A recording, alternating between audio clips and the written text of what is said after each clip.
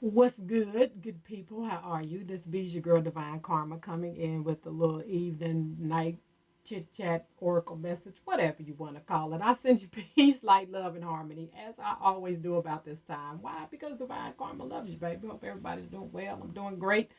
All right. Took a nap when I got off, so now I'm just up for no apparent reason, doing readings in the middle of the night. How my life works, people. All right. Being patient with love, right?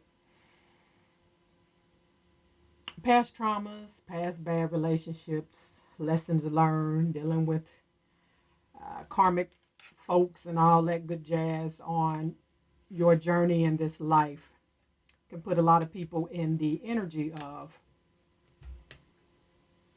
what's love got to do with it, and the energy of man, love ain't for me. Let me tell you, there is no higher emotional frequency than love. None. Out of all of the emotions, like outside of enlightenment and awakening, love is the highest frequency.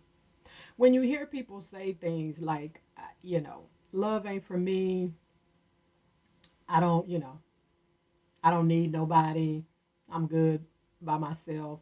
I, this is a flag that they've been hurt in the past. They might have trust issues, and because of things that has happened in the past, maybe some lessons they had to learn. And when people say these things, they have not fully healed from the lesson, whether it's karmic or whatever.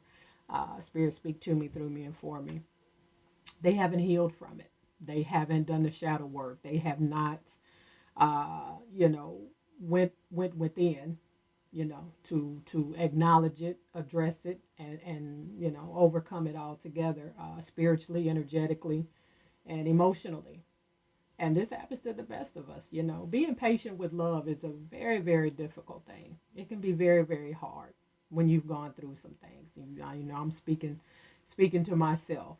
Coming out of a 15-year marriage that ended kind of rough. You know, and you get in that energy, where you can't find the balance. You can't find the balance between healing. You can't find the balance between that. Am I healed? Am I ready for love? Because we, as humans, a lot of us want that, that caring person. We want that, in our life. So we get caught in this kind of gray area, so to speak, for lack of better words. Am I healed? Am I ready? No, I think I want to stay single because I'm still hurt, and it all comes from a low vibrational energy of fear and not having done the shadow work from past experiences or childhood traumas or karmic cycles or lessons learned, right? So being patient with love can be like, there's a difference, I say, between lonely and being alone, right? Alone is the physical aspect of me being here by myself, solo dolo physically, right? Lonely is an energy. It is the energy that, you know, it's low vibrational because it's the energy of you manipulating your thoughts to make yourself believe that the divine or God or Buddha, Yah, whoever source is for you, will not feel that void, right? Will not feel that void from, being in a relationship or being with someone or whatever have you. Like, it's the energy of the divine will not provide for me. There's this void, and the divine is not going to fill it. The divine has already filled it. God has already filled it. And it's called self love first, right? When you are in that energy of being lonely, right? It is one of the hardest things to turn to self and care for yourself and date yourself. Y'all heard me say that a million times, to learn how to date yourself when you get in that energy, right? That lonely energy is like, it's like a light bulb moment where God is trying, or whoever source is for you is trying to tell you, hey, you're not lonely. I could never not provide for you. I've provided for you with you, right? You have all the love that you need within yourself. Learn to date yourself. Learn to heal, work on yourself. We don't attract what we want. We attract who we are, right? And this was a hard lesson for me, for me to learn while I was healing coming out of my 15-year marriage. It was one of the hardest things that I had to go through because I didn't date for over a year, almost a year and a half after coming out of my after my divorce, right? And I was in a very, very bad space. So I'm telling you, like I said, this was a very hard lesson for me to learn, right? To be patient with love. Because being patient with love means you have to be patient with yourself first. And being patient with yourself is you understanding, overstanding, and understanding. Man, I went through some shiznai in love. It has put me in a position to realize that I need to do some work on myself, right? I need to heal from some things. I need to go within and deal with self before I can deal with anybody else. And this is like the prerequisite of coming out of that, that being alone or lonely phase, whichever phase that you are in, right? Is to deal with self. People say, what do you mean, Divine, when you say date yourself? People act like in this day and age, like it is a horrible thing to take yourself out to dinner, to take yourself to the movies, to, do things on your own. And, we equip that way. Our DNA has us, it just is part of the package to want to have a companion or be around someone or not always be, by yourself, right? But I always say date yourself. If you can't date yourself, how you think somebody else gonna date you, right? That's just how this, how this thing works.